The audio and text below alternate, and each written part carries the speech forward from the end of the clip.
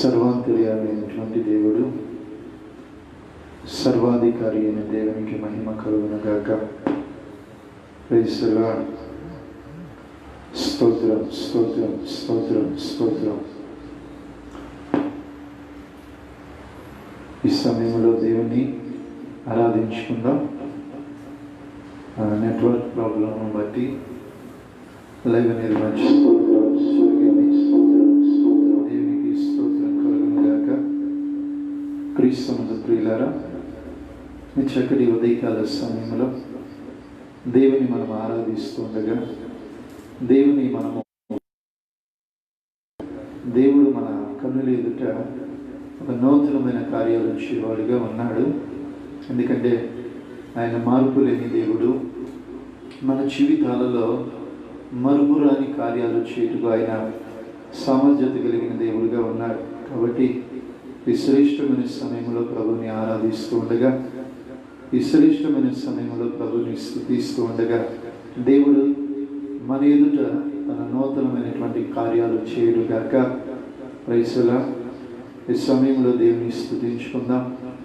ఈ సమయంలో దేవుని వైపు మనము మన కన్నులెత్తి ప్రార్థన చేసుకుని యొక్క ఈ లైవ్ ఆరాధన ప్రారంభించుకుందాం. కొద్దిగా నెట్వర్క్ ప్రాబ్లం బట్టి వర్షాకాలం ప్రారంభమైనప్పటి నుంచి కొంచెం నెట్వర్క్ అనేది ప్రాబ్లం రావటం జరుగుతూ ఉంది.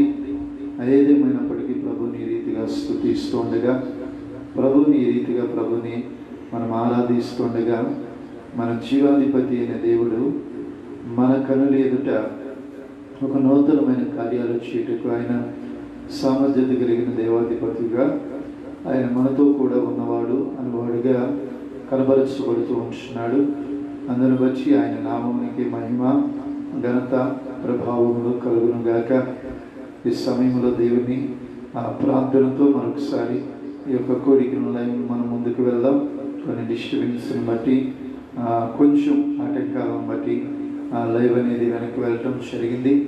ఏదేమైనప్పటికీ ప్రభుని స్తుతిస్తుండగా రకరకాలైన ఆటంకాలు, రకరకాలైన పరిస్థితులు ఎదురవుతూ ఉంటాయి. వాటన్నిటిలో కూడా మనకు కలిగిన ఒకే ఒక నిరీక్షణ దేవుని వైపు చూడటం.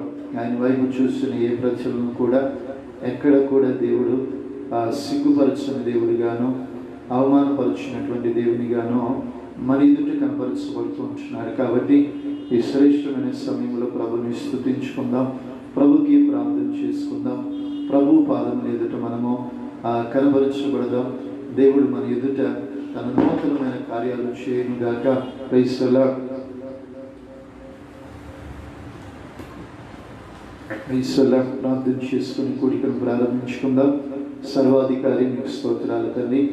ఈ ప్రారంభం నుంచి ప్రభు ఈ లైవ్ ఆరాధనలో మీరు మాతో కలిసి ఉండమని ప్రార్థిస్తున్నాం. కొన్ని నెట్వర్క్ ప్రాబ్లమ్ను బట్టి ప్రభా లైవ్ వస్తూ వెళ్తూ ఉంటుంది తండ్రి. దయచేసి ప్రభా ప్రారంభిస్తుండగా ఏ విధమైన ప్రభా ఆటంకములు లేకుండా ముందుకు కొనసాగబట్టుకు సహాయం దయచేయమని పాటల ద్వారా, ఆరాధన ద్వారా, వాక్య పరిచర్య ద్వారా ప్రభా మీ నామంని హెచ్చించుకోనమని ప్రభా సమస్త ఘనత ప్రభా మహిమ ప్రభావములని ఆరోపిస్తూ యేసుక్రీస్తు యొక్క ప్రశస్తమైన నామంలో ప్రార్థన చేయించున్నాము తండ్రి. Amen amen. Praise the Lord. దేవునికి స్తోత్రం కలుగునుగాక. ఈ సమయంలో కొన్ని పాటలు పాడుకుంటూ ప్రభుని స్తుతిద్దాం. నా స్తుతి పాత్రుడా నా యేసు అనేటువంటి పాటలు పాడుకుంటూ ప్రభుని స్తుతిద్దాం. నా స్తుతి పాత్రుడా నా యేసయ్యా, నా ఆరాధనకు నీవే యోగ్యుడవయ్యా, నా ఆరాధనకు నీవే యోగ్యుడవయ్యా,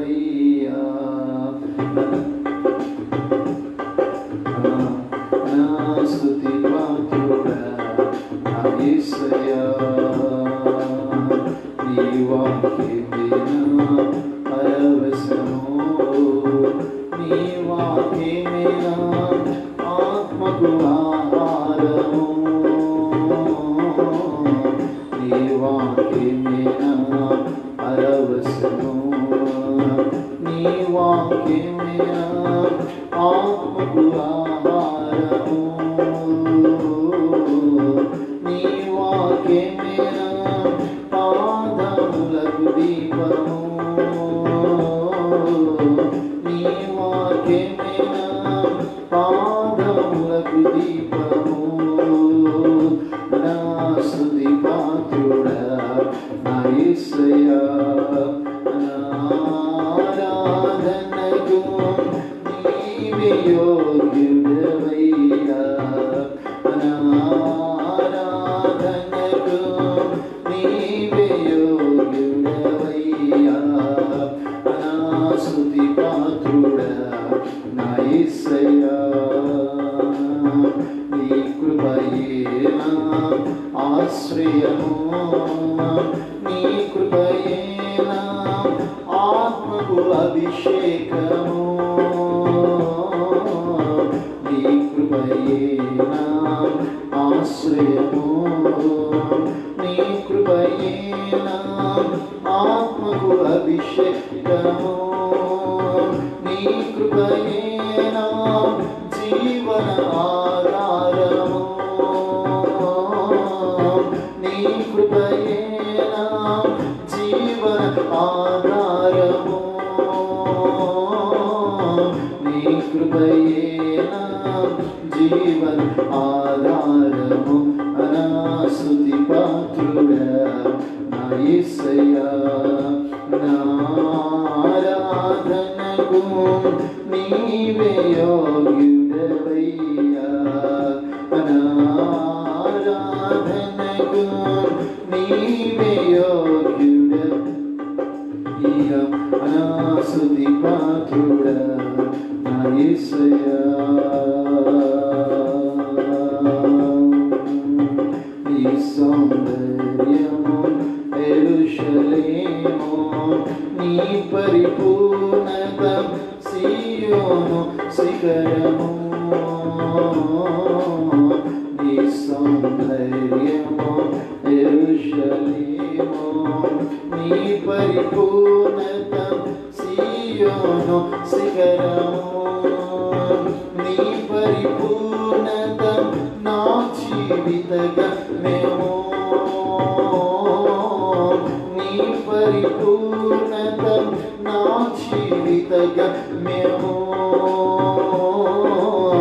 నీ పరిపూర్ణత నా జీవిత గమ్యము నా స్తుతి పాత్రుడా నా యేసయ్యా నా ఆరాధనకు నీవే యోగ్యుడవయ్యా నా ఆరాధనకు నీవే యోగ్యుడవయ్యా నా స్తుతి పాత్రుడా నా యేసయ్యా యేసయ్యా నా యేసయ్యా యేసయ్యా నా యేసయ్యా యేసయ్యా యేసయ్యా యేసయ్యా నా యేసయ్యా నా స్తుతి పాత్రుడా నా యేసయ్యా నా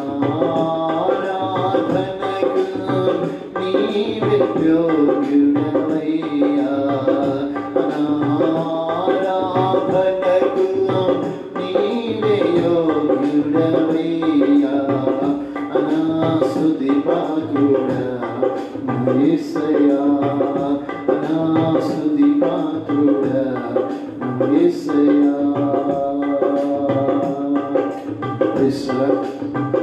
ప్రభు సంఘంలో ప్రార్థన చేసుకున్నాం 10 నిమిషాలు.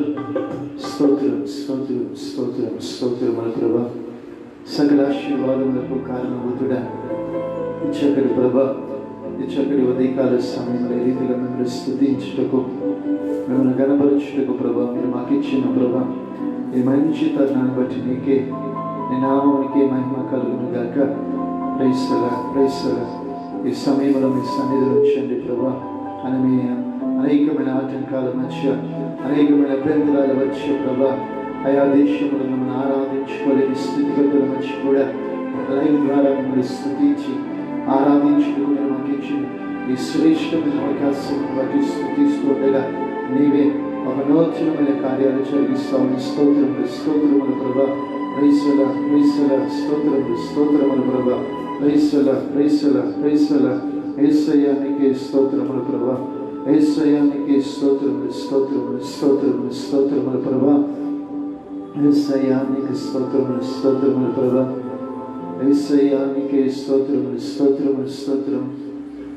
నీ శ్వాసమైన నీ వారితో కలిసి నిన్ను సేవించుటకు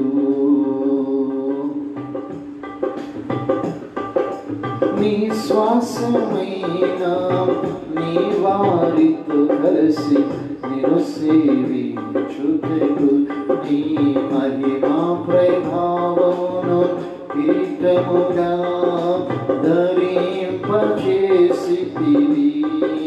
నీ శ్వాసమైన నీ వారితో కలిసి నిన్ను సేవించుటకు నీ మహిమా ప్రభావములు కిరీటముగా ధరింపచేసితివి.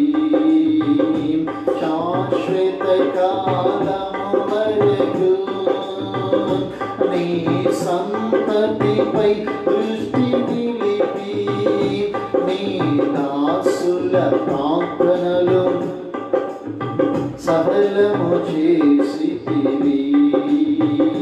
శాశ్వత కాలము వరకు నీ సంతతిపై దృష్టి నిలిపి నీ దాసుల ప్రార్థనలు సఫలము చేసితివి. ఆరాధన నీకే నా యేసయ్యా స్తుతి. ఆరాధన నీకే నా యేసయ్యా. ఆరాధన నీకే నా యేసయ్యా స్తుతి. ఆరాధన నీకే నా యేసయ్యా. సేవించెద నిన్నే నా పూర్ణ హృదయముతో. సేవించెద నిన్నే నా పూర్ణ హృదయముతో. పరిశుద్ధుడవై మహిమ ప్రభావములకు నీవే పాత్రుడవు. బలవంతుడవై దీనుల పక్షమై కృప చూపువాడవు. ఆనందకరమైన దేశములో నిన్ను గణపరచుటకు నీ మహిమాత్మతో నింపి సురక్షితముగా నన్ను నివసింపజేసితివి. ఆనందకరమైన దేశములో నిన్ను గణపరచుటకు నీ మహిమాత్మతో నింపి సురక్షితముగా నన్ను నివసింపజేసితివి. మేఘవాహనుడవై వచ్చువరకు నీ కనిపెట్టుకొందును నీ కోసము. నీ దాసుల కాంక్షను సంపూర్ణపరచెదవు. మేఘవాహనుడవై వచ్చువరకు నీ కనిపెట్టుకొందును నీ కోసము. నీ దాసుల కాంక్షను సంపూర్ణపరచెదవు. ఆరాధన నీకే నా యేసయ్యా స్తుతి. ఆరాధన నీకే నా యేసయ్యా. సేవించెద నిన్నే నా పూర్ణ హృదయముతో. సేవించెద నిన్నే నా పూర్ణ హృదయముతో. పరిశుద్ధుడవై గ్లోరీ మహిమ ప్రభావములకు నీవే పాత్రుడవు. బలవంతుడవై దీనుల పక్షమై కృప చూపువాడవు. దయాళుడవై ధారాళముగా నన్ను దీవించిన శ్రీమంతుడా, ఆరాధన నీకే నా యేసయ్యా, స్తుతి ఆరాధన నీకే నా యేసయ్యా. సేవించిన నిన్నే నా పూర్ణ హృదయంతో, సేవించిన నిన్నే నా పూర్ణ హృదయంతో, సేవించిన నిన్నే నా పూర్ణ హృదయంతో, సేవించిన నిన్నే నా పూర్ణ హృదయముతో. యేసయ్యా నీకు స్తోత్రాలు ప్రభువా. విశ్వవేళ ఏ రీతిగా మిమ్మల్ని స్తుతిస్తుండగా ప్రభువా, నీవే నీ కృప మా పట్ల చూపించమని నీ బాహువులతో చొప్పున మమ్మల్ని బలపరుస్తాను ప్రభువా. నీ ఆశ్చర్యకరమైనటువంటి మార్గం గుండా మమ్మల్ని నడిపిస్తామని నీకే స్తోత్రాలు చెల్లిస్తాం. ఈ ఆరాధన ప్రభువా అయా మీ చేతికి అప్పగిస్తుండగా ఆయా పాటల ద్వారా నీ నామమును రక్షించుకున్నారు, ఆరాధన ద్వారా నీ నామమును మహిమపరచుకున్నందుకు వందనాలు చెల్లిస్తూ ప్రారంభం నుంచి ముగింపు వరకు ప్రభువా నీ ఆత్మ ఆధిపత్యములు మీరు నడిపిస్తామని సమస్త విధములైన ఆటంకాలు అభ్యంతరాలను తొలగించి అయా వినిచున్న వారికి బలమును అయా తండ్రి వారి జీవితాల విశ్వాసమును కలుగజేసి నడిపించమని నీ ఆకుడు కొరకు ప్రతి బిడ్డను సిద్ధపరచమని యేసుక్రీస్తు యొక్క ప్రశస్తమైన నామములో ప్రార్థిస్తున్నాము తండ్రి, ఆమేన్. Praise the lord. క్రీస్తునందు ప్రియులారా, ఈ యొక్క శుక్రవారం ఈ ఉదయకాల సమయంలో ఏ రీతిగా ప్రభుని స్తుతిస్తున్నాం. ప్రభువు యెహోవా జీవము కలిగిన దేవుడైన జీవాధిపతి అయిన దేవుడు మన జీవితాలను ఆయన కృపలో మలుస్తున్నటువంటి దేవుడైన ఎక్కడ కూడా మనం ఈ లోకంలో సిగ్గుపరచనివ్వకుండా మన ఎదుట ఒక నూతనమైనటువంటి కార్యాలు చేసేవాడు యేసయ్య. అందరూ బట్టి ఆయనకే మహిమ కలుగును గాక. ఈ సమయంలో దేవుని స్తుతిద్దాం, దేవుని ఆరాధన చేసుకుని ఇంతవరకు ప్రభువుని ఎంతగానో గణపరిచి ఉన్నాం. ఆయన మాట తప్పని దేవునిగాను మార్పు లేనటువంటి కార్యాలు మన ఎదుట చేయవాడుగా ఉన్నాడు. ఈ శుభవేళ కూడా మన బలపరచువాడుగాను మన బలహీనతలు ఎరిగి మన జీవితాలలో ఒక దీవెనకరమైన మార్గంలో నడిపించేవాడు. అందుకే లేఖన భాగంలో నుంచి కొన్ని విషయాలు మీకు తెలియచేయడానికి ప్రభువును బట్టి సంతోషిస్తూ ఉంటున్నారు. పరిశుద్ధ గ్రంథంలో నుంచి చదువుకుందాం. కీర్తన భాగము 128వ కీర్తన మొదటి భాగాన్ని మనం ధ్యానించుకోగలిగితే అక్కడ ఒక మంచి మాట మనకు తెలియచేయబడుతుంది. సహోదరులారా, ఒకసారి జాగ్రత్తగా ఈ వాక్యాన్ని మనము విందాం. పరిశుద్ధ గ్రంథంలో నుంచి కీర్తన గ్రంథము 128 మొదటి వచనం. యెహోవా యందు భయభక్తులు కలిగి ఆయన త్రోవల యందు నడుచువారు ధన్యులు అనేటటువంటి మాట మనకు లేఖనాల నుంచి పొందుపరచబడుతుంది.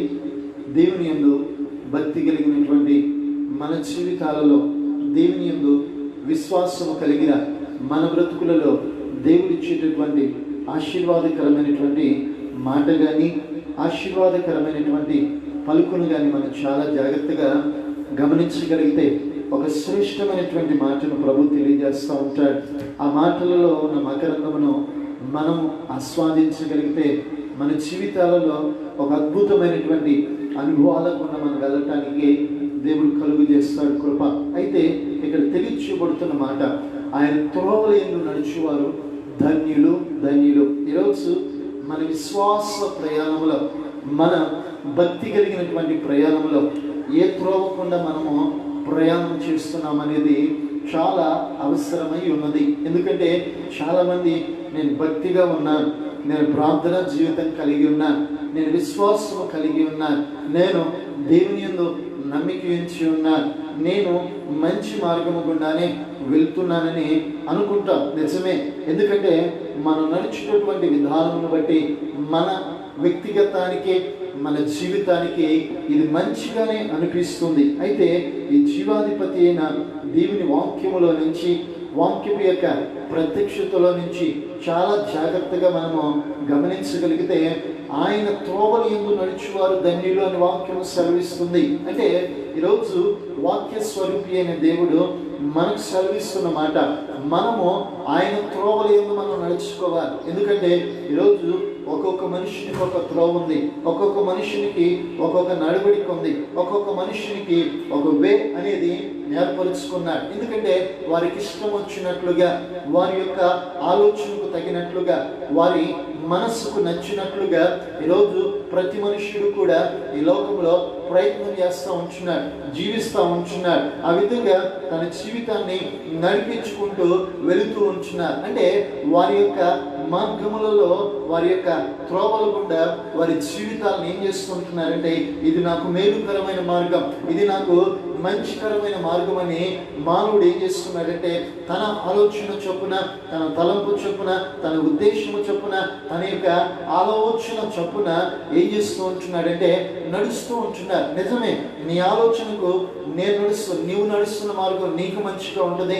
నా ఆలోచనలకు నేను నడిచేటటువంటి మార్గం మంచిగా ఉంటుంది. కానీ మనం సృజించిన దేవుడు ఉన్నాడు చూడు, మనల్ని ఏర్పరిచిన దేవుడు ఉన్నాడు చూడు, లోకంలో నుంచి మనం ప్రత్యేకించినటువంటి జీవము కలిగిన జీవాధిపతి అయిన దేవుడు సమస్త మానవాళి యొక్క నడవడికను, సమస్త మానవాళి యొక్క స్థితిగతులను చూస్తున్న దేవునికి ఎవరి నడవడిక ఏంటో, ఎవరి ప్రవర్తన ఏంటో, ఎవరి ఉద్దేశం ఏంటో, ఎవరి తలంపు ఏంటో, ఎవరు ఎలా నడిస్తే వారి జీవితాలకు యోగ్యకరమైనదో ఈ పరిశుద్ధ గ్రంథములో రకరకాలైనటువంటి వచనాలను పొందుపరిచి ఉన్నాయి.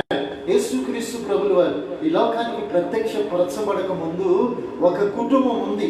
ఆ కుటుంబము దేవుని త్రోవలో కానీ, దేవుని మార్గములో కానీ ఎలా నడుచుకున్నారనేది ఒక విషయాన్ని మీకు జ్ఞాపకం చేస్తాను. చదువుకుందాం. లూకా సువార్త 1వ అధ్యాయము 6వ వచనాన్ని మనం ధ్యానించుకోగలిగితే అక్కడ ఒక మంచి మాట మనకు తెలియచేయబడుతుంది. లూకా సువార్త 1వ అధ్యాయము 6వ వచనాన్ని చాలా జాగ్రత్తగా మనం ధ్యానించుకోగలిగితే, వీరిద్దరూ ప్రభు యొక్క సకలమైన ఆజ్ఞల చొప్పున, న్యాయ విధుల చొప్పున నిరపరాధులుగా నడుచుకొనొచ్చు దేవుని దృష్టికి నీతిమంతులై ఉన్నారని ఇక్కడ జకరియా యాజకుని బట్టి, తన యొక్క భార్య అయినటువంటి ఎలిజబెత్తును బట్టి ఇక్కడ దేవుడు సాక్ష్యం ఇస్తూ ఉంటున్నాడు. ఏమని సాక్ష్యం ఇస్తున్నారంటే, వీరు దేవుని ఆజ్ఞల చొప్పున, న్యాయ విధులను చొప్పున నిరపరాధులుగాను వారు ఏం చేస్తున్నారంటే దేవుని దృష్టికి నీతిమంతులుగా వారు నడుస్తున్నట్లుగాను, వారు ప్రవర్తిస్తున్నట్లుగాను వాక్యలేఖనం సెలవిస్తుంది. యాజకత్వం అనగా దేవుని యొక్క పనిలోనూ, దేవుని యొక్క సన్నిధానంలోనూ, దేవునికి ధూప అర్పణ వేసే విషయంలోనూ ఎల్లప్పుడూ కూడా వీరు దేవుని ఎదుట నిందారహితులుగా ఉన్నారు. ఆయన ఆజ్ఞలను అనుసరిస్తుంటున్నారు. దేవుని ఎదుట నిరపరాధులుగా వారు మార్చబడ్డారు. ఎందుకంటే వారి జీవితాలను ఎల్లప్పుడూ కూడా ఈ వాక్యం అనేటువంటి దేవుణ్ణి ధ్యానిస్తున్నారు కాబట్టి, వాక్యం అనే దేవుని ఎదుట హత్తుకున్నారు కాబట్టి, వారు ఏ మార్గంలో నడుస్తున్నామో వారికి తేట తెల్లగా కనబడతా ఉంటుంది. అంటే వీరిరువురి జీవితాలను యేసుక్రీస్తు యొక్క ప్రత్యక్షత కొరకు ఎదురు చూస్తున్న వీరి జీవితాలలో ఎక్కడ మనం చూసినా కూడా అనీతిమంతులుగా కనబడలా, అపవిత్రత కలిగిన వారిగా దేవుని ఎదుట కనపరచబడలా. ఎల్లప్పుడూ వారు ఏం చేస్తున్నారంటే దేవుని హత్తుకున్న వారై ఉన్నారు. దేవుని యాజకత్వం చేస్తున్నాడు జకరియా, తన భార్య ఎలిజబెత్ దేవుని ఎదుట పరిశుద్ధంగా దేవుడు మనకిచ్చిన ప్రతి ఆజ్ఞను, ఆనాటి కాలంలో దేవుడు ప్రత్యక్షత ద్వారా, మోషే ద్వారా ఇచ్చినటువంటి 10 ఆజ్ఞలను దేవుడు ధర్మశాస్త్ర గ్రంథములో తన ప్రజలు ఏ రీతిగా బ్రతకాలో నేర్పించిన ప్రతి కట్టడలను, న్యాయ విధులను వారు ఎల్లప్పుడూ కూడా నెమరు వేసుకుంటూ, హృదయములు ధ్యానించుకుంటూ వారు ఏం చేస్తున్నారంటే దేవునికి సమీపస్తులై ఉన్నారు, దేవునికి ఇష్టానుసారంగా జీవిస్తూ ఉంటున్నారు. అందుకే వారి జీవితాలలో ఒక కొదువు అనేది ఉంది, వారి జీవితాలలో ఒక వెలితి అనేది కనబడుతూ ఉంటుంది. అయితే దేవుడు వారిని కూడా వారి యొక్క నీతివంతమైన ప్రవర్తన బట్టి, వారు నడుస్తున్నటువంటి ఒక మంచి మార్గమును బట్టి ఆయన సంతోషించిన వాడే, ఆనందించిన వాడే. మరి ముఖ్యంగా వారి గర్భమున పుట్టబోయే బిడ్డ మన ప్రభు అయిన యేసు క్రీస్తుని గురించి ప్రపంచానికి పరిచయం చేసే వ్యక్తిగా చేయుటకు వారి యొక్క ప్రవర్తనను బట్టి, వారి యొక్క నడవడికను బట్టి వారిని దేవుడు ఏర్పరుచుకున్నవాడే, దేవుడు వారిని ఉద్దేశించిన వాడే.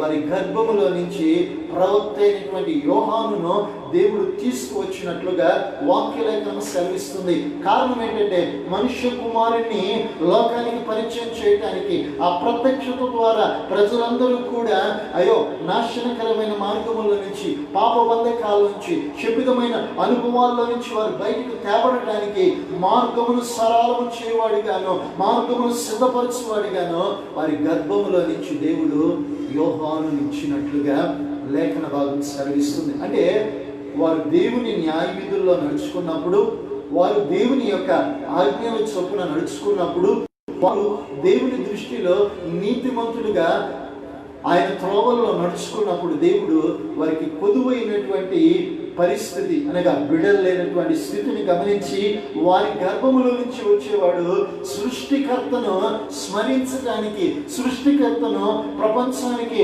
మరొక్కసారి పరిచయం చేయడానికి మార్గము సిద్ధపరచువానికి దేవుడు ఏర్పరచుకున్నాడు. హల్లెలూయా.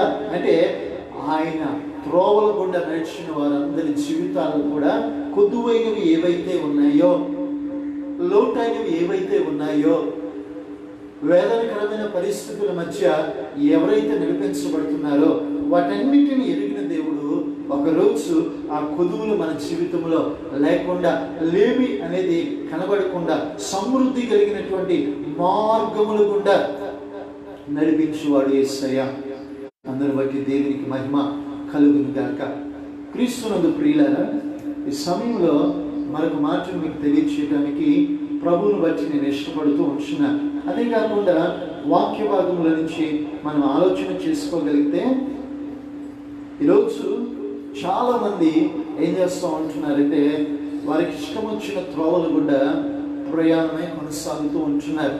అది వారికి మేలుకరమైన మార్గమా, ఒకవేళ అది వారి జీవితానికి దీవెనకరమైన మార్గమా, ఒకవేళ వారి భవిష్యత్తును శాసించగలిగినదా అనేది కూడా ఈరోజు మానవుడు ఏం చేయలేకపోతున్నాడంటే గ్రహించలేకపోతూ ఉన్నాడు. ఈరోజు వంకరి మార్గముల గుండా నడుస్తూ ఉంటున్నారు.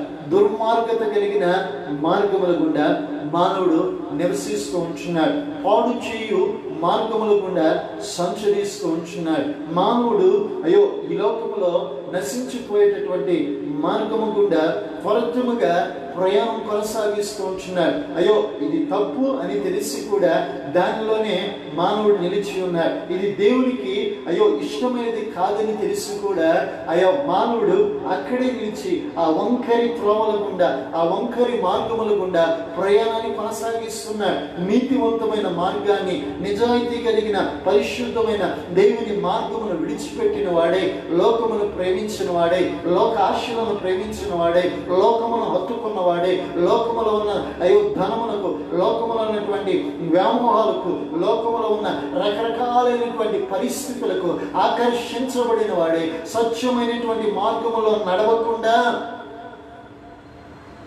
తనకి ఇష్టకరమైన మార్గములో నడుస్తున్నాడు. అందుకే ఈరోజు లోకములో మానవుని త్రోవ వంకరి త్రోవ, దుర్మార్గంతో పోవకుండా వెళ్ళటం బట్టి ఒక భయంకరమైన పరిస్థితులు, ఎక్కడ చూసిన హత్యలు, ఎక్కడ చూసిన రకరకాలైనటువంటి నాశనం, విధ్వంసాలు అనేవి కలవరతబడతా ఉంటున్నాయి. అంటే మానవుని యొక్క నడవడికే ప్రపంచమునకు ఈ కీడుకు కారణమవుతుంది. ప్రపంచంలో ఎదురవుతున్న పలు ప్రశ్నలకు, పలు యొక్క సమస్యలకు, పలు యొక్క విధాలకు ఒకటే జవాబం: వంకరి త్రోవ, వంకరి నడవడిక, వంకరి బుద్ధిహీనమైనటువంటి ఈ ప్రవక్తానుసారమైనటువంటివి ఇవే మానవునికి ఈరోజు కీడు కల్పిస్తూ ఉంటున్నాయి.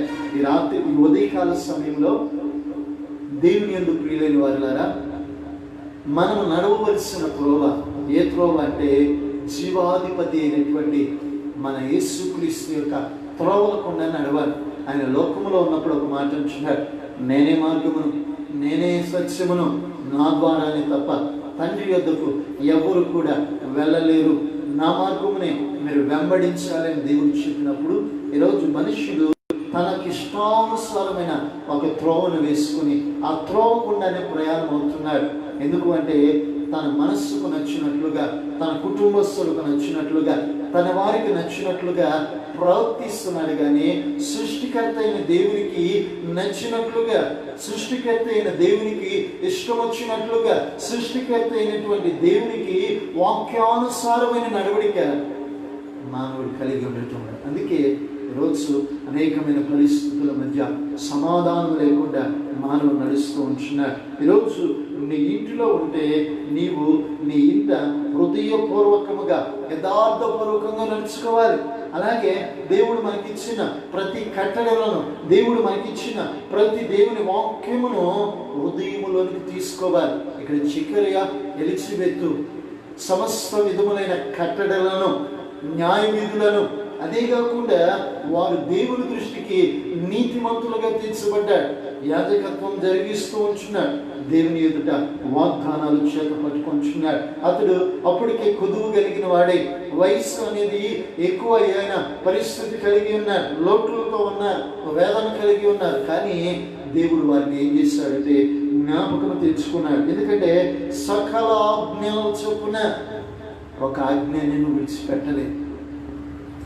ఒక ఆజ్ఞను వారు ఏం చేయలేదంటే విడిచిపెట్టక వారు ఏం చేస్తున్నారంటే ప్రతి మాటను, దేవుడిచ్చిన 10 ఆజ్ఞలను కూడా వారు ఏం చేస్తున్నారంటే అనుసరిస్తున్నారు. సృష్టికర్తను విలువను వారు, పొరుగు వారిని ప్రేమించేవారే, అదే కాకుండా ఇతరులను సన్మానించేవారే, నిన్ను వలె ధర్మశాస్త్ర ప్రతి ఒక్క ఆజ్ఞలను వారు సక్రమముగా పాటిస్తున్నారు. ఇదే కాకుండా వారు దేవుని దృష్టికి నీతిమంతులుగాను, మనుషుల దృష్టికి కాదు.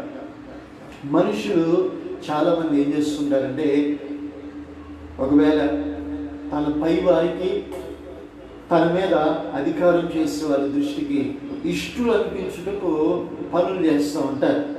వారి ప్రేమను పొందుకోవటానికి, వారి ద్వారా ఏదైనా ఆదరణ, వారి ద్వారా ఉద్యోగంలో ప్రమోషను, వారి ద్వారా వారు చేస్తున్న వ్యాపార లాభంలో వచ్చుబడి, ఇంకా చూడగలిగితే రకరకాలుగా ఆశించి ఏం చేస్తుంటారంటే తన పై అధికారికి ఇష్టం వచ్చినట్లుగా ప్రవర్తిస్తే, అయ్యో ఆ పై అధికారి కనబడవాలన్నట్లుగా పైన మానవుడు చాలా మంది ఈ విధంగానే ప్రవర్తిస్తూ ఉంటారు. ఇక్కడ ఏమంటున్నాడంటే ఈ యొక్క యాజకుడైన జకరియా కానీ, తన భార్య అయినటువంటి ఎలిజబెతు కానీ సకల విధమైన ఆజ్ఞలను, న్యాయ విధులను దేవుని దృష్టికి, సృష్టికర్త అయిన దేవుని దృష్టికి ఏం చేస్తున్నారంటే ఇష్టానుసారంగా వారు ప్రవర్తిస్తున్నారు. అంటే మనుషుల దృష్టికి ఎక్కడా కనబడవన్నట్టుగా కాకుండా సృష్టికర్త అయిన దేవుని దృష్టికి మన యొక్క భక్తి, విశ్వాసము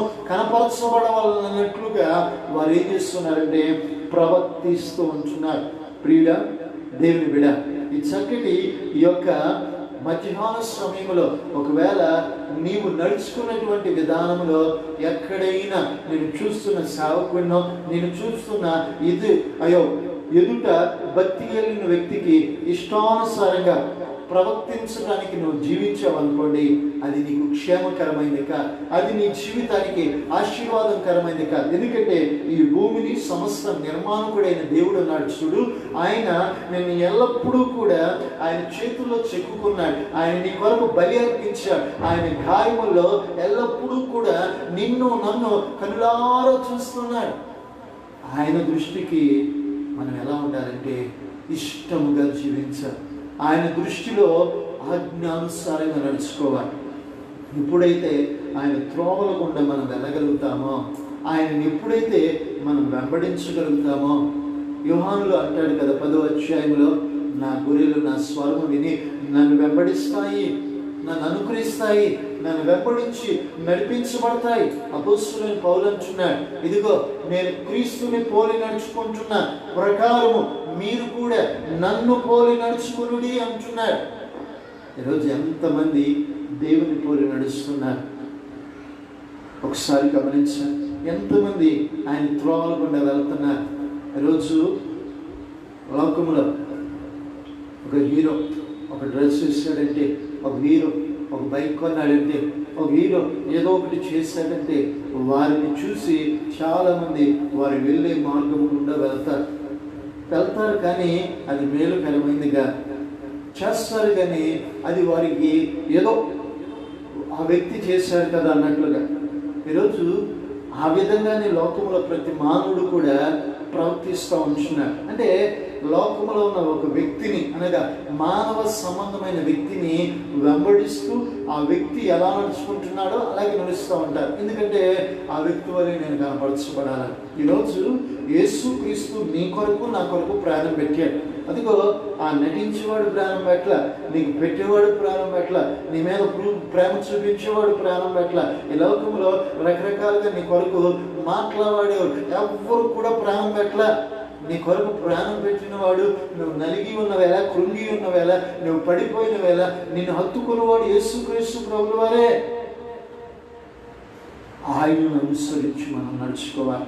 ఈరోజు ఎవరిని అనుసరిస్తున్నాం, ఎవరిని అనుకరిస్తున్నాం, ఎవరిని వెంబడిస్తున్నాం, ఎవరి వైపు తిరిగి నడుస్తున్నాం?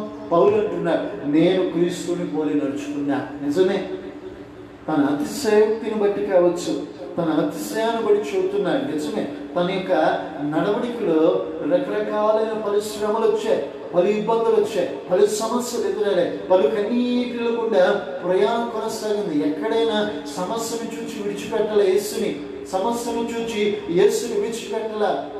ఓడబద్దలై ఇంచుమించు 3 సముద్రములో అతడు నిలిచి ఉన్నాడు. కొన్ని దినములు సముద్రంలోనే గడిపి ఉన్నాడు. అయినప్పటికీ కూడా నాకెందుకు ఈ శ్రమని దేవుని విడిచిపెట్టాడా, నాకెందుకు ఈ కష్టమని దేవుని మర్చిపోయాడా? మర్చిపోలా. ఎందుకంటే ఈ శ్రమలు ఈ లోకంలో ఎన్న తగినవి కావు. ఇదిగో నా కొరకు నిత్యత్వము దాచబడి ఉంది. ఆ దాచబడి ఆ నిత్యత్వములో వెళ్ళు వరకు అనేకులు నశించిపోతున్న వారిని ఆయన మార్గముల గుండా, ఆయన త్రోవల గుండా నడిపిస్తే వారు కూడా ఆ నిత్యత్వాన్ని సంపాదించుకుంటారనే పలు శ్రమలు పొందారు. పలుమార్లు ఒకటి తక్కువ 49 కొరడా దెబ్బలు, రాళ్లతో రకరకాలుగా హింసించబడినప్పటికీ తాను దేవుని స్వార్థ ఎక్కడ ఆపివేయలేదు. ఎందుకంటే తను శ్రమ పొందుతున్నాడు, దేవుని ప్రకటిస్తున్నాడు. ఎందుకంటే క్రీస్తు తనకు ముందుగా అలాగే శ్రమ పొంది స్వార్థను ప్రకటించి అనేక మంది జీవితాలను వెలిగించాడు. కాబట్టి నేను ఆయన వలె, ఆయన ఎలా నడుచుకున్నాడో, ఆయన ఎలా ప్రవర్తించాడో, ఆయన వలె నడుచుకోవడానికి, ఆయన వలె నడవడానికి, ఆయన వలె జీవించడానికి, ఆయన వలె తన జీవితాన్ని నడిపించుకోవడానికి తను ఏం చేసుకున్నాడంటే అప్పగించుకున్నవాడై ఉన్నాడు. Praise the Lord. దేవునికి స్తోత్రం కలుగును గాక, దేవునికి మహిమ కలుగును గాక. అంటే ఆ రీతిగా దేవుని ఎదుట తన జీవితాన్ని అర్పించుకున్నవాడు. ఈరోజు నువ్వేం చేస్తున్నావు? యేసుని కొరకు ప్రాణం పెట్టాడు. ఒక మంచి ఇల్లు ఇచ్చాడు, ఒక మంచి కుటుంబాన్ని ఇచ్చాడు, ఒక మంచి ఆర్థికాన్ని ఇచ్చాడు, ఒక మంచి ఉద్యోగాన్ని ఇచ్చాడు, ఒక మంచి వ్యాపారాన్ని ఇచ్చాడు, ఒక మంచి స్థితిగతులు నీ కుటుంబ వ్యవస్థలో దేవుడు కలుగు చేశాడు. ఇవన్నీ కలుగు చేస్తున్న దేవుని త్రోవలలో, దేవుని వాక్యానుసారం దేవుని వెంబడించి నడుస్తున్నావా? ఒకసారి హృదయపూర్వకంగా ఆలోచించుకున్నాను. నడుచుకుంటున్నాను అనుకుంటున్నాం అంతే, నడుస్తున్నాను అని మనస్సుతో చెబుతున్నాం అంతే, కానీ ఏం చేయలేకపోతున్నావు? నడవలేకపోతున్నావు. ఏం చేయలేకపోతున్నావు? వెంబడించలేకపోతున్నావు. ఏం చేయలేకపోతున్నావు? సరైనటువంటి మార్గము గుండా నీ బ్రతుకుని, నీ జీవితాన్ని నడిపించుకోలేని పరిస్థితుల మధ్య నీ ప్రయాణం కొనసాగుతుంది. కారణం ఏంటో తెలుసు సహోదరుడా? నీ మార్గములు తప్పి ఉన్నావు. ఒకప్పుడు దేవుని వాక్యాన్ని చాలా జాగ్రత్తగా వినేవాడివి, ఒకప్పుడు చక్కగా గంటల తరబడి ప్రార్థన చేసేవాడు. ఒకప్పుడు విశ్వాస సంబంధమైన మాటలు పలికేవాడు. ఒకప్పుడు దేవునితో ఒక సన్నిహితమైన అనుబంధం కలిగేవాడివి. అయితే నీ జీవితంలో విశ్వాసం కనుమరుగైపోయింది, భక్తి కనుమరుగైపోయింది, ప్రార్థన కనుమరుగైపోయింది. ఆయనతో గడిపే దినాలు, క్షణాలు, గంటలు కూడా కనుమరుగైపోయి దేవుడు ఎక్కడో నీకు దూరస్తుడైపోయాడు. నీ బంధువు దగ్గర అయ్యాడు, స్నేహితుడి దగ్గర అయ్యారు, లోకం దగ్గర అయ్యారు. కానీ నీకు అన్నీ ఇచ్చిన యేసు దూరం అయిపోయాడు, ఎక్కడో దూరాన్ని నిలిచి ఉన్నాడు. ఇప్పటికి కూడా ఆయన నీ విషయంలో ఆయన చేతులు చాచి లోబడలోని ప్రజల వైపు ఎల్లప్పుడూ చేతులు చాచి మొరపెడుతున్నాడు. ఈ రోజైనా నా యొద్దకు వస్తావేమో, ఈ రోజైనా నన్ను హత్తుకుంటావేమో, ఈ రోజైనా నా మార్గముల గుండా నడుస్తావేనని యేసు క్రీస్తు ప్రభువు వారు ప్రతి క్రైస్తవ కుటుంబం కొరకు, ప్రతి క్రైస్తవ బిడ్డ కొరకు ఆయన ఆపేక్ష కలిగిన వాడే, ఆలోచన కలిగిన వాడే, తలంపు కలిగిన వాడే, ఉద్దేశం కలిగిన వాడే ఎదురు చూస్తా ఉంటున్నాడు. Praise the Lord. ప్రియుడా, ఈరోజు ఈ మధ్యాహ్న సమయంలో, ఈరోజు ఈ వాక్యాన్ని వింటున్న నీ విశ్వాస జీవితంలో ఎక్కడైనా దేవునికి దూరస్తుడైపోతున్నావేమో, ఎక్కడైనా లోకాన్ని ప్రేమిస్తున్నావో, ఎక్కడైనా ఈ లోక సంబంధమైన దానిలో నీవు కూరుకుని ఉన్నావేమో, ఈరోజు దేవుని వైపు తిరుగు. ఎందుకంటే లోకంలో రకరకాలైన పరిస్థితులు ఉన్నాయి. మానవుని జీవన వ్యాపారం, మానవుని జీవన స్థితి, మనుగడ కరువవుతున్న దినాలు ఉన్నాయి. ఈ సమయంలోనైనా నీ సృష్టికర్తను జ్ఞాపకం తెచ్చుకుని, నీ సృష్టికర్త అయిన దేవుని వైపు తిరిగి నిన్ను నీవు ఆయనకు అప్పగించుకో. నీ కుటుంబాన్ని అప్పగించు, నీ బిడ్డలను దేవునికి అప్పగించు. నీ దేవునితో నీవు ఒక సన్నిహితమైన అనుబంధాన్ని కలిగి ఆయన వెంబడిస్తూ నీ జీవితాన్ని దేవునికి ఇష్టానుసారంగా నడిపించుకుంటే నీ భవిష్యత్తు మార్చబడుతుంది, నీ జీవన పరిస్థితి మార్చబడుతుంది. పరిశ్రమలు ఎదురైనా, పలు పరిస్థితులు ఎదురైనా, పలు కన్నీరు కలిగిన అయో పరిస్థితుల మధ్య నీ జీవన పరిస్థితి నడిచిన, ఇదిగో నీవు నేను ఆరాధిస్తున్న దైవం ఉన్నాడు చూడు, ఆయన పేరే నజరేయుడైన యేసయ్య. Praise the lord. ఆ యేసయ్య ఏం చేస్తాడంటే మన కనులు ఎదుట, మన కుటుంబం ఎదుట మనము చూడని, మనము వినని, మనము గ్రహించని అనేకమైన అద్భుతమైన ఆశ్చర్యమైన అయో గొప్ప సంగతులను దేవుడు చేస్తాడు. కారణం నువ్వు నడిచే త్రోవలో యేసయ్య ఉంటే, నీవు ఆయన త్రోవల గుండా నడిస్తే, ఆయన త్రోవలను అయ్యో నువ్వు వెంబడించగలిగితే నీ ఇరుకులో విశాలత, ఆ విశాలతలో సమృద్ధి, తృప్తి కలిగి జీవించడానికి అయ్యో నీ పక్కన 1000 మంది, నీ కుడి పక్కన 10,000 మంది కూలిన ఏ అపాయము నీ గుడాలములకు రాకుండా ఆయన రక్తపు కంచెను వేసి నేను భద్రపరుస్తాను. నిజమే, జకర్యాను కానీ ఎలిజబెత్తుని కానీ మనం చూడగలిగితే వారు దేవుని దృష్టికి యథార్థంగా ఆయన ఆజ్ఞల చొప్పున, ఆయన న్యాయ విధుల చొప్పున దేవుని దృష్టికి ఎలా బ్రతికారంటే ఇష్టంగా జీవించారు, ఇష్టముగా నడుచుకున్న. ఈరోజు నీవు మన పితరులైనటువంటి దేవుని పిల్లలు ఎలా దేవుని ఆజ్ఞలను, దేవుని యొక్క న్యాయ విధులను, దేవుని యొక్క వాక్యానుసారంగా ఎలా దేవుని త్రోవల్లో నడిచారో మనము కూడా ఆ త్రోవల గుండానే వెళ్ళాలి. వేరొక త్రోవ వేసుకోకూడదు. ఇది నాకు సులువు కదా అని వంకర త్రోవ గుండా వెళ్ళకూడదు. ఇది నాకు సులువు కాదు కదా అని పక్కవారి త్రోవ గుండా పోకూడదు. నీకంటూ ఒక వేయి దేవుడు ఇచ్చాడు, నీకంటూ ఒక దర్శనాన్ని ఇచ్చాడు, నీకు అంటూ ఒక పిలుపునిచ్చాడు, నీకంటూ ఒక ఉన్నతమైన ఆలోచన కలుగు చేశాడు. ఆ త్రోవ గుండానే నువ్వు పోవాలి. ఎవరో పోతున్నారు కదా దాని వెనక వెళ్దాం అనుకోకూడదు.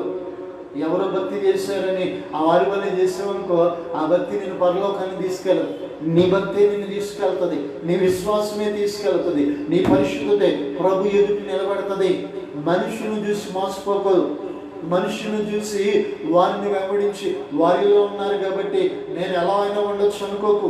చాలామంది అవిశ్వాసము కలిగిన వ్యక్తులను చూస్తారు. చాలామంది అవిశ్వాసము కలిగిన అయ్యో దేవుని బిడ్డలను చూసి వీరే ఇలా ఉన్నారు కదా, నేను ఎలా ఉంటే తప్పేంటని వారు నడిచిన వంకర త్రోవల గుండా నడిచేవారు ఉంటారు. అది బుద్ధిహీనుడు చేసే పని. ఏం చేస్తాడు? జ్ఞానం లేకుండా తన ఇష్టానుసారంగా నడిచి చివరికి కీడును చేటును తెచ్చుకొని దానిలో పడి నశించిపోతాడు. బుద్ధిహీనుడు, భక్తిహీనుడు. నువ్వు బుద్ధిహీనుడు కాదు కదా, భక్తిహీనుడు కాదు కదా. వాక్యాన్ని ఎదురుకు వస్తున్నప్పుడు వాక్యాన్ని హత్తుకుని వెంబడించు మేలుకరమైన మార్గములో. ఇర్మియాలో 6వ అధ్యాయం 16వ వచనంలో ఒక మాట రాయబడి ఉంది, మేలుకరమైన మార్గం ఏదో తెలుసుకుని దానిలో మీరు నడుచుకొనుడి. ఏది నీకు మేలు, ఏది నీకు ఉపయోగం, ఏది నీకు ఆశీర్వాదం, ఏది నీకు దీవెన, ఏది నీ జీవితానికి, కుటుంబానికి, ఏది నీ జీవన వ్యాపారానికి ఉపయోగపడుతుందో ఆ మార్గాన్ని ఎంచుకోవాలి. గుడ్డిగా వెళ్ళకూడదు. ఎందుకంటే చాలా మంది గుడ్డిగా వెళ్ళిపోతూ ఉంటారు, చివరికి నష్టపోయి దేవుడా అని ఎడుతారు. ఎంత ప్రయోజనం ఉంది? ఒకసారి ఒక పని చేసేటప్పుడు 4-5 సార్లు ఆలోచిస్తాం. మన ఇంటి దగ్గరికి ఎవరైనా కూరగాయల వ్యాపారం వచ్చినప్పుడు తీసుకునే ప్రతి కూరగాయ కూడా మనం ఏం చేస్తామో, దానికి వంకాయను చూడగానే దానికి పుచ్చుందా, అలాగే ఏ కూరగాయలను చూసినా అది ఏదన్నా బాగోలేదని 4-5 సార్లు నువ్వు తీసుకునేది కేజీ, ఇచ్చేది 20 రూపాయలు. ఆ ఇచ్చే 20 రూపాయలకే నువ్వు 4, 10, 20 సార్లు ఏం చేస్తావంటే దాన్ని చాలా జాగ్రత్తగా చూసి తీసుకుంటావు. అది నీ జీవిత విషయంలో, నీ కుటుంబ విషయంలో మాత్రమో, దానికంటే విలువైనటువంటి నీ వ్యక్తిగత విషయంలో మాత్రం చాలా కేర్లెస్గా ఉండి ఇష్టానుసారంగా వెళ్ళిపోతూ ఉంటావు. ఆలోచించు, ఇది క్షేమమా అని ఆలోచించు, ఇది దీవెన ఆలోచించు, ఇది భక్తికి, నా విశ్వాసానికి తగిందని ఆలోచించు. నీకు ఇష్టం వచ్చినట్లుగా, ఎవరో చెప్పినట్లుగా వెళ్ళిపోయి చివరికి నష్టాన్ని దిగొచ్చుకుంటున్నారు. దేవుడేమంటున్నాడు, నీవు ఈ లోకంలో ఒక చిన్న కూరగాయలు కొని ఆ కూరగాయలనే రకరకాలుగా మనం తేలి చూసి మంచిదో కాదో అని మనం తీసుకుంటామే. అలాగే మన విశ్వాసంలో, మన కుటుంబంలో, భక్తి కలంలో మనం ఆరాధిస్తున్న దేవుని ఎదుట ఏది మేలుకరమైన మార్గం, ఏది అపాయకరమైన మార్గం, ఏది చెడుకరమైన మార్గం, ఏది మంచి మార్గం అని ఎందుకు గ్రహించలేకపోతున్నారు? ఎందుకు ఆ తెలివి లేకపోతుంది? తెలిసి చేస్తున్నారా? తెలిసి ఇంకా వంకర కోవల్లో నడుతున్నారా? ఇంకా గుడ్డిగా నువ్వు బ్రతికితే, నీ మనోనేత్రాలు ఇప్పటికి కూడా వెలిగించబడకపోతే అగ్ని ఆరు పురుగు చావు ఆ నిత్య నరకాగ్నిలోనికి వెళ్ళవలసిన పరిస్థితి వస్తుంది. ప్రియుడ, ఈ మధ్యాహ్న సమయంలో ఈ వాక్యాన్ని వింటున్న నీ జీవితంలో నిన్ను అపాయకరమైన మార్గంలో అపవాది తీసుకెళ్తున్నాడు. నీ నడవడికనే మార్చేశారు, నీ మాట తీరునే మార్చేశారు, నీ తలంపులనే మార్చేశారు, నీ ఉద్దేశాలనే మార్చారు. ప్రభు నీ పట్ల ఉన్న దర్శనాన్ని మార్చేస్తున్నాడు. అది నువ్వు గ్రహించకపోతే, అది నీవు వివేచింపకపోతే ఒకరోజు నష్టాన్ని, ఒకరోజు భయంకరమైన వేదన, ఒకరోజు భయంకరమైన స్థితుల మధ్య ప్రయాణం చేస్తావు. ఇకనైనా ఆయన త్రోవల గుండా నడవాలి. ఆయనే మార్గం, ఆయనే సత్యం, ఆయనే జీవం, ఆయనే వెంబడించండి. పౌలు అంటున్నాడు, నేను క్రీస్తును పోలి నడుస్తున్నా, మీరు కూడా నడవండి. నడిస్తే ఏమొస్తుంది? శ్రమలలో ఆశీర్వాదం.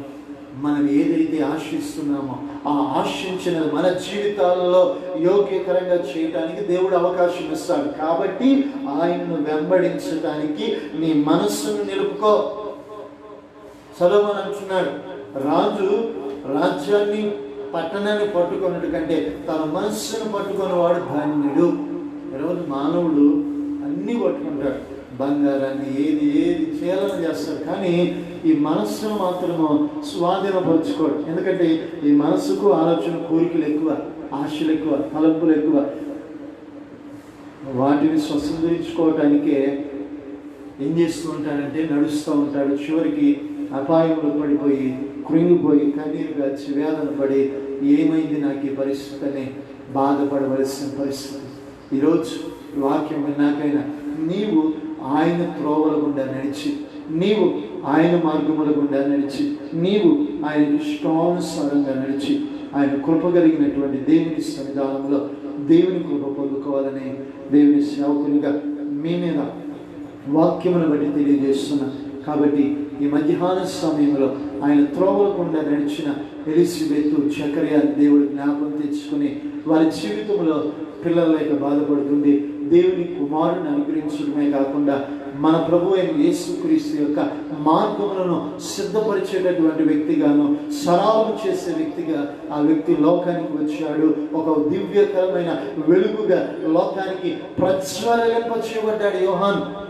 అలా నీవు, నీ కుటుంబం ఉండా, అలా నీవు విశ్వాస జీవితం ఉండా, అలా నీ కుటుంబ పరిస్థితులు నడిపించబడాలంటే దేవుని ఆజ్ఞల చొప్పున, దేవుని న్యాయ విధుల చొప్పున, దేవుని దృష్టికి ఇష్టానుసారంగా నడిపించబడ, ఎక్కడైనా నీ మనస్సుకు నచ్చినట్లుగా, నీ ఆలోచనకు నచ్చినట్లుగా, నీ తలంపులో నచ్చినట్లుగా నీవు నడిచావా, ఒకరోజు కీడును చేటును నీ జీవితంలో నీకు తెచ్చుకుంటావు. ఎందుకంటే మనం కొన్ని చిన్న వస్తువునే ఇది మంచిదా కాదా అని ఆలోచిస్తున్నాం. ఈ జీవితం విలువైనది, ప్రాణం పెట్టిన వాడు ఆయన, కొనదగిన వాడు ఆయన. ఆయన నీ కొరకు సమస్తాన్ని వెచ్చించున్నారు. నీకంటే ఎక్కువ బాధ్యత నీ మీద యేసయ్యకు ఉంది. కాబట్టి దేవుడిచ్చినటువంటి ఈ హృదయం అనే ఆలయాన్ని లోకములోనూ లోక కార్యాల్లోనే పాడు చేసావు అనుకోండి, దేవుడు నిన్ను పాడు చేస్తాడు.